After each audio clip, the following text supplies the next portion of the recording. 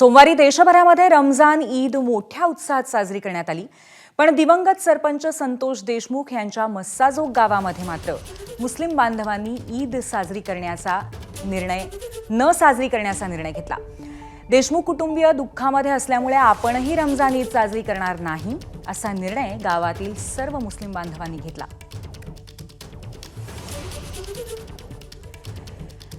आपले प्रतिनिधी स्वानंद आपल्याला या संदर्भात अधिक माहिती देतील।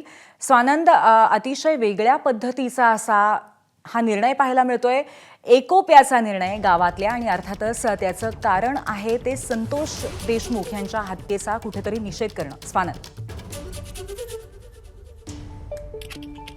निश्चितच काल देशभरात ईदचा उत्साह बघायला मिळाला। मात्र सरपंच संतोष देशमुख यांच्या हत्येनंतर काल मस्साजोग वासियांनी ईद साजरा न करण्याचाच निर्णय घेतला होता।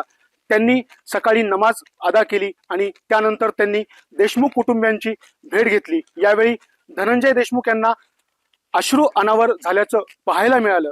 तर दुसरीकडे गावात 200 मुस्लिम कुटुंबीय आहेत, तर यापैकी 20 ते 25 कुटुंबियांनी तर घरी गोड पदार्थही केला नाही। गेल्या 100 दिवसापासून मस्साजोग येथील प्रत्येक नागरिक देशमुख यांच्या आंदोलनात देखील सहभागी झालेला आपण पाहायला मिळालंय। याचाच काल पुन्हा प्रत्यय आला असं नक्कीच म्हणावं लागेल। एबीपी माझा, उघडा डोळे बघा नीट।